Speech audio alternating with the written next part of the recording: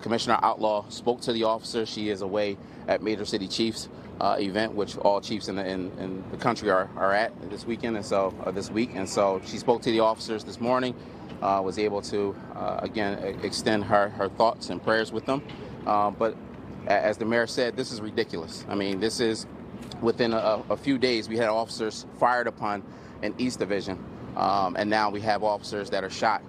This is something that these officers sign up to do a job, is to protect and serve, but not to take gunfire. And at some point, it becomes enough. And I think we've already passed that point where it's enough.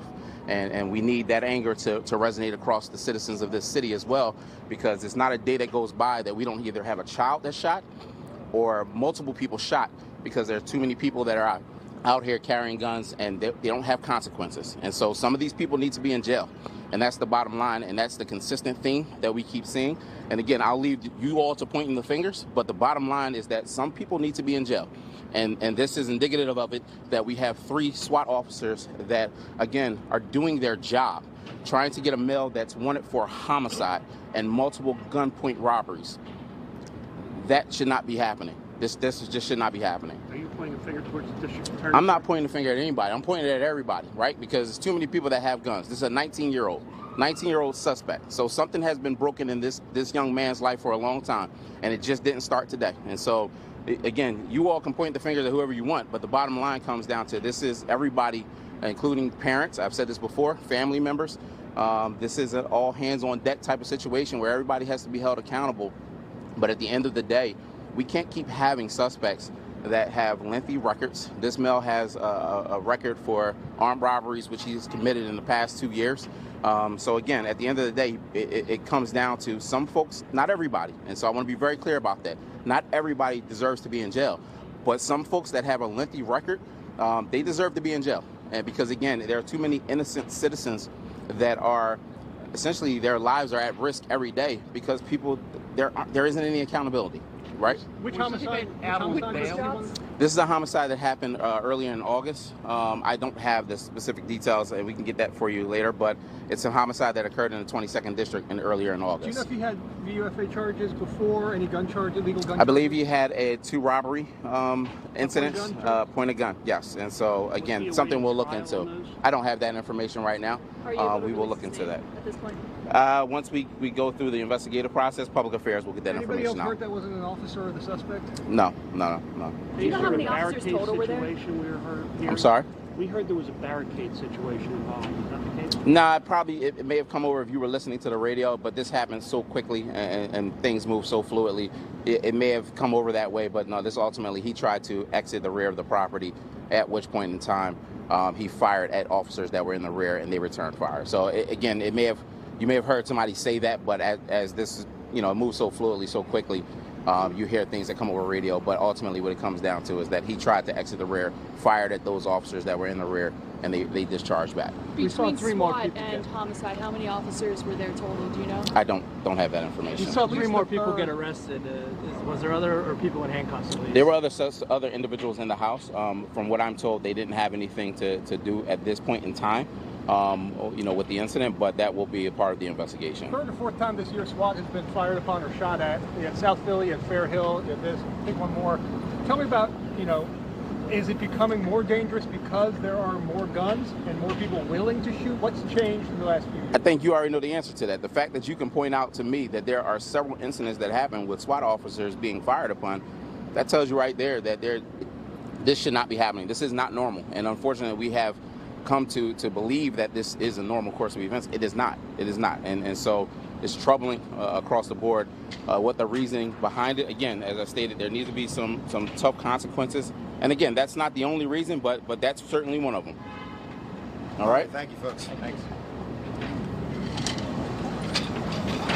All right, you've been listening there to John Stanford, the first deputy police commissioner. They're giving us an update on the 3 SWAT officers shot there at 8th and Brown earlier this morning.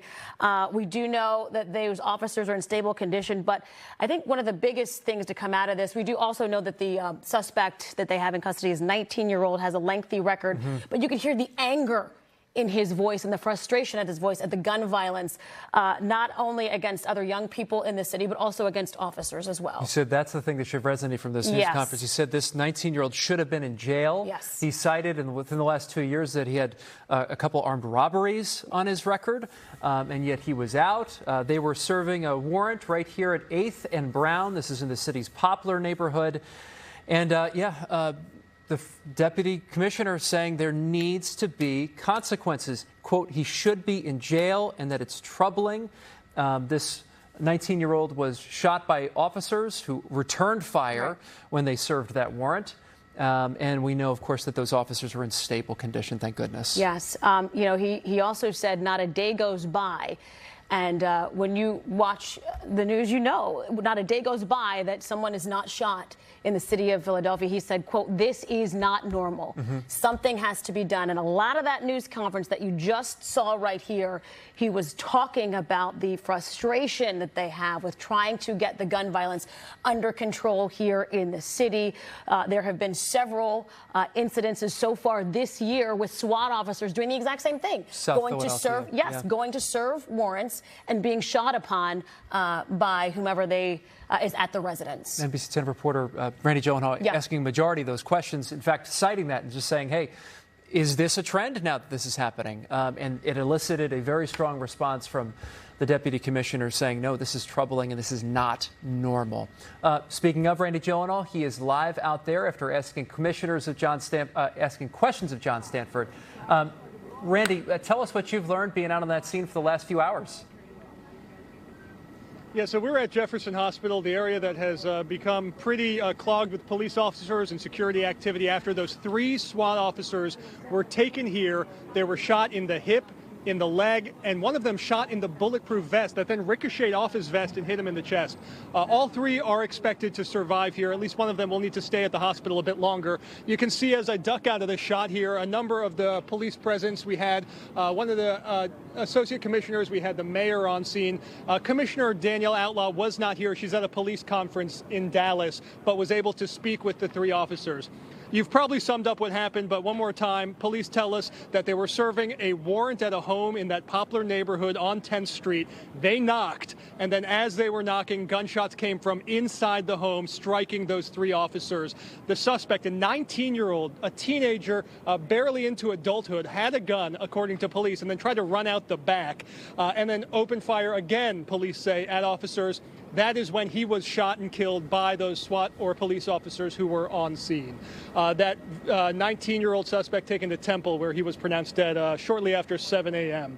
You heard the police press conference there just summarizing the pure frustration and anger that they're dealing with, because these are officers who are going to serve a knocked warrant, who are confronted by gunfire, and it's not the first time it's happened. This year alone, at least 2 other cases of SWAT teams who have come under gunfire. I mentioned one to the police brass here, one in Fair Hill, one in South Philadelphia as well.